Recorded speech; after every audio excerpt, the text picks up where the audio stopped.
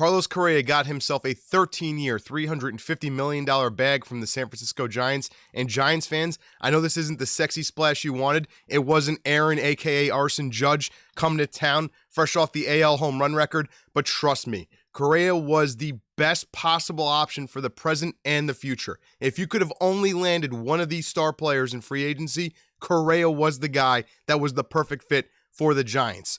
Trey Turner would have been a better fit the first couple of years of the deal, but the overall longevity of that contract and the way the ballpark plays, Trey would have probably diminished a little bit too much and fallen below the level of Correa 6-7 years down the line. Correa for 13 years is going to be above average in every single important department of what he does well. He's going to remain patient. He's going to continue to put the ball in play. He'll continue to have a bunch of extra base hit power. He'll still hit 20 to 30 home runs for you guys every single year that he's healthy in that park. He's got soft hands. He's going to have range at shortstop for the next 5 years. He's got a cannon. It's an easy transition to third base. It is going to go swimmingly. He's a professional. He's a veteran. He knows what he's doing. He's going to be good in the clubhouse. He's going to help rookies get accumulated to the league and lead by example. He's going to attract other free agents. He is going to add to the professionalism there. They're probably always going to be competitive. I think with the way the future looks for the Diamondbacks and the Rockies, the Giants are going to be at worst third place in that division, which means they will always be in relevant playoff races. And that's what the NL West now is. It is a 3-team race.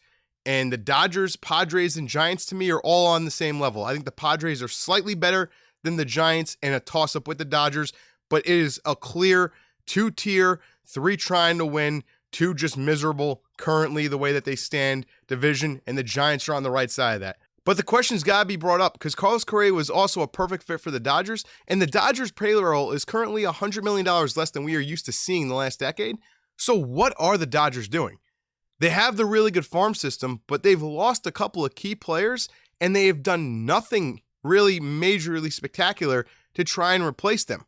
What are they doing? What are they waiting for? Is there a Brian Reynolds trade in the works that's coming out? Even with that, I mean, Correa would have been addition without subtraction. Correa would have been everything that they needed now. He would have filled an immediate hole, professional, would have been in the middle of the lineup. I really don't know what the Dodgers are waiting for, what they're thinking here. Correa was the perfect fit for them. I understand there's the baggage of the Astros cheating scandal. That's a bunch of nonsense. The fans aren't going to care. You bring Carlos Correa out there, they're going to be mad at him for maybe a week. If he doesn't play well, he's going to get booed quicker than another guy who's brought in. But if he plays fine, who's going to care? A month down the line, he's a Dodger. He's on your team. He's on your favorite team. You're going to root for him. He does well. You want to see him do well. So what if you get booed a little bit harder because of him with the whole Astro cheating scandal? He was going to be accepted.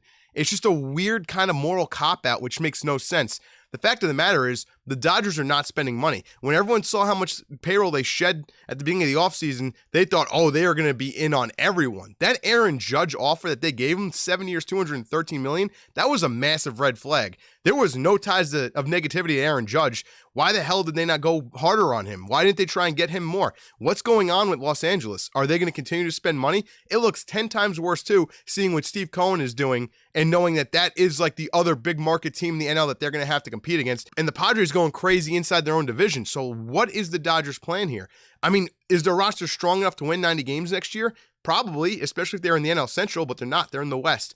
And the Giants have gotten a lot better, and the Padres have gotten a lot better, and the Mets have gotten better too. And the Dodgers are standing pat right now is what it seems. They just got worse, and they look like they're not in any urgency to try and fix those holes. I really don't understand it at all. I would be worried if I'm a Dodger fan. I mean, the last 10 years has been really good for them. They got the one championship. They probably should have had 2 or 3, but they've been relevant, and they've been in the mix until the end of the season every single year. But you really got to question what they're doing.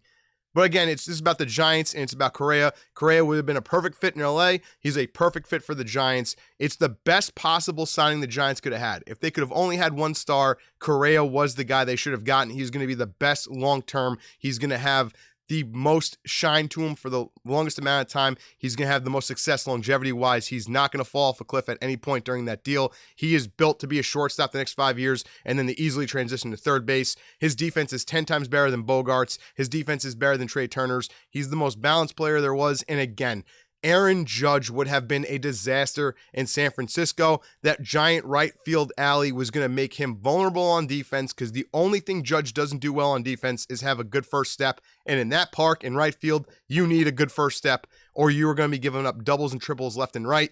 Defense is always going to play deep on Judge too with his power. He was going to lose a bunch of home runs to right center field that leave 15, 20 parks, but don't leave Oracle, that were not only going to be not home runs, but also outs because of the way the defense played against him. He might have snuck some extra singles in, but his power was going to go down. His right center field power is really the most scary part of his game. Would have been nullified by the park for the most part. He'd still hit his 30 home runs in San Francisco, but I'm telling you, for the money it would have cost too in the years, you are much better off as the Giants having Correa 13,350 than Judge 9,360. Correa is a great player. He's a great professional. He is going to help the Giants bounce back from their horrible year last year and get them back on track to the year they had 2 years ago where they won 100+ games and made it to the playoffs. I expect the Giants to be in the thick of the playoff hunt next year. They're probably a piece or two away from cementing themselves as a wild card team or a potential division winner. Correa is definitely a huge step in the right direction for them.